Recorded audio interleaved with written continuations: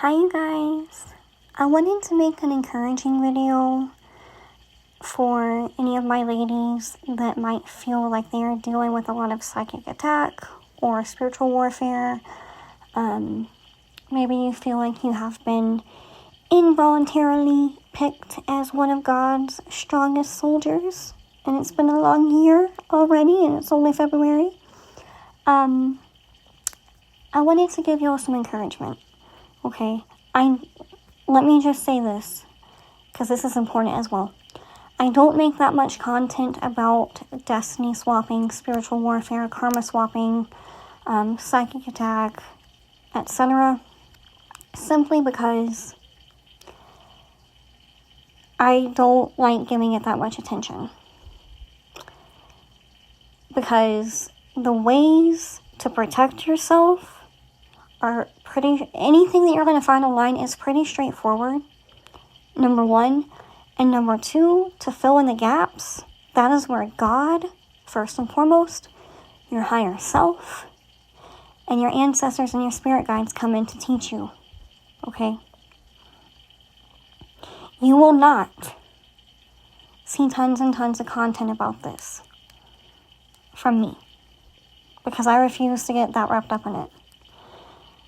But I do acknowledge that as someone who dealt with a good hand of this bullshit in the past, I do acknowledge that it's pretty prevalent right now. And we are in the age of Pluto and Aquarius. And I firmly believe that Pluto and Aquarius, because of the nature of it, it will bring an end to this rampant uptick in this BS. Is it going to be the easiest? No. But hear me when I say that justice is being served. We just got out of Pluto and Capricorn. Okay? Saturn ruled. Aquarius is also ruled by Saturn. I believe, I could be wrong, but I believe that Aquarius is associated with Saturn as well as Neptune. But regardless, Saturn rules over Aquarius, okay? So we're talking about, if each Pluto transit is about 25 years, that's 50 years or so, give or take, of Saturn being in charge of death and rebirth. So there is hope. Because if there's one thing Saturn is going to do, it's still about justice. And people can light all the candles in the world. They can do all the sacrifices in the world. Animal sacrifices, I mean. They can do all the rituals they want and cloak themselves or attempt to, which is very funny to me, and we'll get into that in a minute. That people try to do that. It's stupid. But anyway. They can do all of that. Oh, but for so long. And I wanted to tell y'all, and this is specifically going to the women. Okay, I'm talking to my feminine ladies. If you identify as something else, I'm sure this information can help you as well. But your femininity is what is going to save you in times of war. Yes, you have to pick up your machete or your sword and your shield, and you have to fight sometimes, and you have to protect yourself. I have to protect myself every single day. I'm a medium. I'm a sponge. I do readings and work for people. You know, I also live a normal life. I go out in public. I encounter negative energy. I have to know how to protect myself in all of these situations, right? And I do. But what saved my ass, it was not overly tapping into my masculine. And I am so thankful that I have the spiritual backing and spiritual team and quadra spiritual that I do, because they told me this from day one. That they did not want me to be like the people that were trying to hurt me. that we're so caught up in war. And that's the mistake that a lot of people make. They get very, very, very, very, very, very bloodthirsty.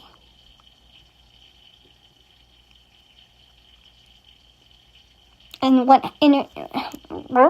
excuse me, we're channeling. Okay, let spirit flow, Nick. Come on. There is a time and a place for that, okay? But what gave me hope was my femininity. My love for all the things that make life worth living. My relationships. My beauty. My loved ones. My joy. My prosperity. My love for nice things. Because, and this might sound very superficial, but at the end of the day, our God is one that does, whatever works, okay? If I had unalived myself, and we're talking about shit 3+ years ago, okay? I do not have this issue anymore. But I did not want to unalive myself because I didn't want anybody else having my stuff. All my nice shoes, my jewelry, my wigs, and I damn sure didn't want them going in the trash. That vanity, that feminine love for beauty is one of the many things that God had in his arsenal that saved my ass. And just not wanting to leave these things that make life worth all the BS, I didn't want to leave them behind. And that's what these people were trying to do, because they realized the protection that I had over me and that they could not unalive me themselves. Not by spiritual means, at least. So what was their next solution instead of stopping their bullshit? They tried to attack my mental health. And it never got very far because I'm pretty cognizant of my own thoughts and what my own energy feels like, for good or bad, right? And plus, I knew what they were doing. But as a feminine woman, if you are in times of warfare, after you get done protecting yourself, lean back into your feminine goodness. Lean back into the love, the beauty, the happiness, the joy, the shopping, the going out with friends, the dancing. Go out and do those things.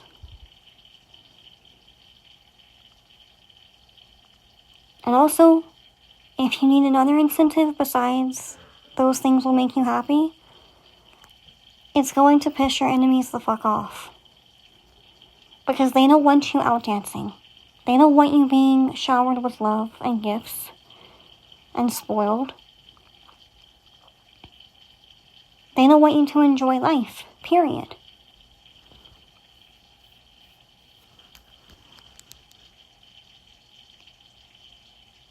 Your femininity will save you. It is everything that replenishes us and nurtures us, even for the masculine. If a man is only around masculine energy all the time, and he's only in his masculine energy for the most part, it gets too heavy. It gets too burdensome. That's when life itself starts to feel like a burden for a man. That's why one reason that men love women so much is we are, everything that makes life worth living. We're beautiful, we're sweet, we're happy, we're joyful, we're nurturing, we're caring. We bring him this state of peace and happiness when we are at our best, right? That's what the feminine does. So next time that you don't think that the feminine is strong, or that she's not a warrior, or whatever, Please rethink that. Because there is nothing I will fight harder for than my happiness. And how do I do that? After I protect myself, I go and do those things that make me happy. And I don't let anyone take them away from me either. And I have the blessing of not only all my feminine ancestors, all my feminine spirit guides, but also the divine feminine herself. Because everything in this universe is masculine and feminine. It takes masculine and feminine to create anything. A baby, a business, money, to manifest. It's just creation, right? Half of God is the divine feminine, the divine mother.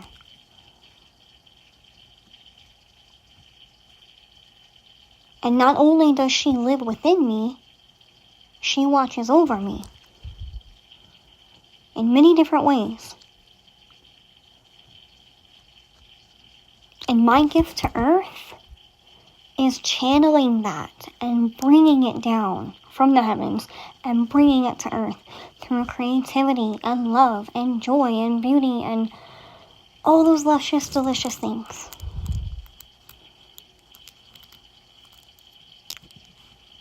I have fought like hell for my happiness, and I did it in a feminine way, and I could not be more proud.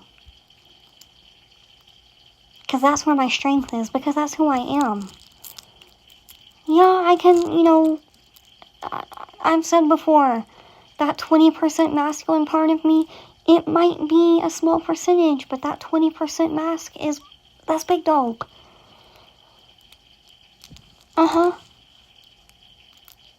Whether I have to tap into the warrior part of the masculine, or the determination aspect of the masculine, I know how to do that. And then I can easily switch back to my feminine.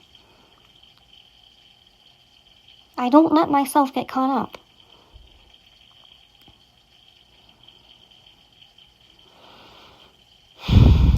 So, I hope this reaches who it needs to.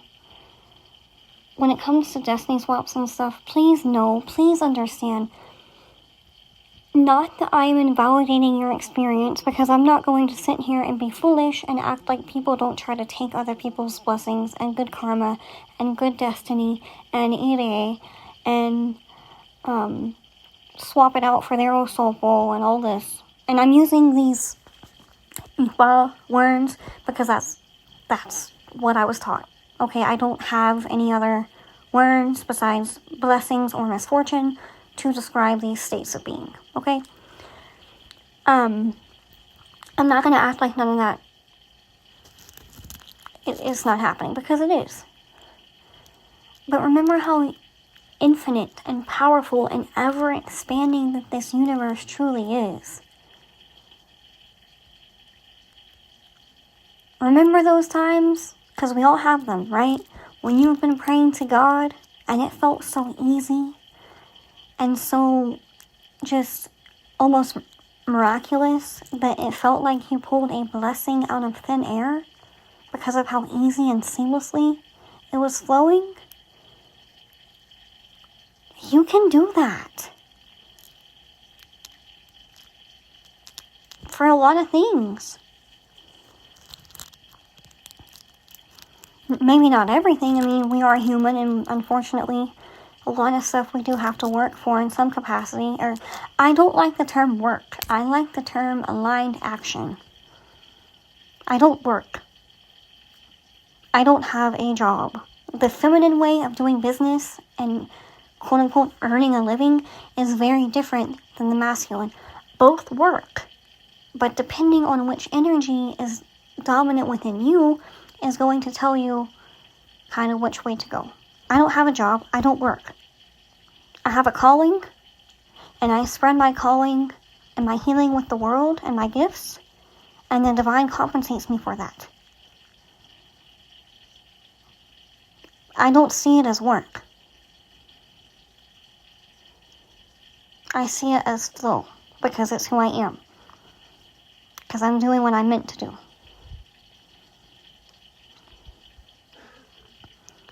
But your blessings can and will come back. Call them back to you every single day.